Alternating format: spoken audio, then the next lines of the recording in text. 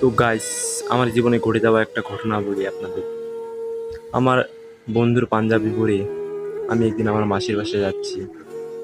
আমি আমার মতো রাস্তা দিয়ে যাচ্ছি, হঠাৎ একটা মেয়ে এসে বলে, আপনি এই পাঞ্জাবিটা কেন পরছেন? আমি বলতেছি, কেন? এটা কার?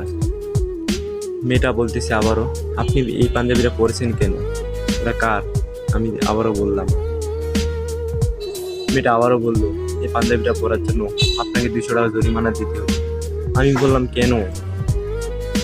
এটা কার পাঞ্জাবি আগে বলে। মেয়েটা বলল, এটা সূর্যের পাঞ্জাবি না? আমি বললাম, হ্যাঁ। কেন, ও আপনার কি হবে? মেয়েটা বলল, সেটা জেনে আপনার লাভ নেই, আমাকে 200 টাকা জরিমানা দেয়।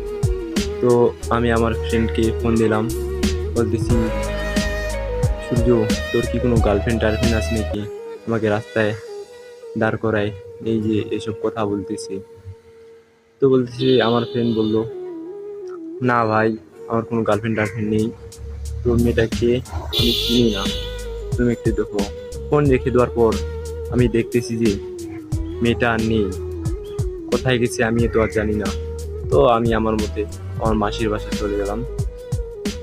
তো মাসির বাসা থেকে 3 দিন পর বাসা আসলাম। আমার ছিল এক্সাম,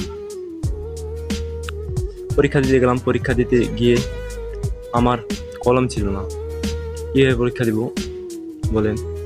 তো হঠাৎ করে মেয়েটা এসে আমাকে কলম দিল। তো কলম দিয়ে বলল, ভালো করে পরীক্ষা দিয়ে। আমিও আমার মতো পরীক্ষা দিলাম। পরীক্ষা শেষে মেয়েটাকে বাইরে অনেক খোঁজাখুঁজি করলাম, দিলাম না। আমি বললাম, ভাবতেছি আর কি, শুধু বিপদের সময় আসে।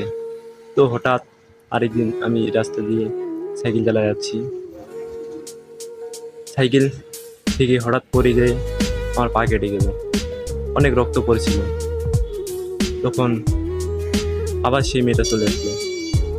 মেয়েটা এসে রক্তটা মুছে দিল, মুছে দিয়ে বান দিল, দিয়ে বলল, আপনি কি দেখে সাইকেল চালাতে পারেন না? ভালো করে সাইকেল চালিয়ে যাইয়েন, ভালো করে সাইকেল চালিয়ে যাইয়েন, সাবধানে। তো আমি মেয়েটাকে বললাম, আপনার নাম কি একটু বলেন? বলতে বলতে আবারও চলে গেল। তো আমার ফ্রেন্ড আর আমি একদিন গল্প করতেছি এই বিষয় নিয়ে। বন্ধু বলতেছি, মেয়েটা শুধু আমার বিপদের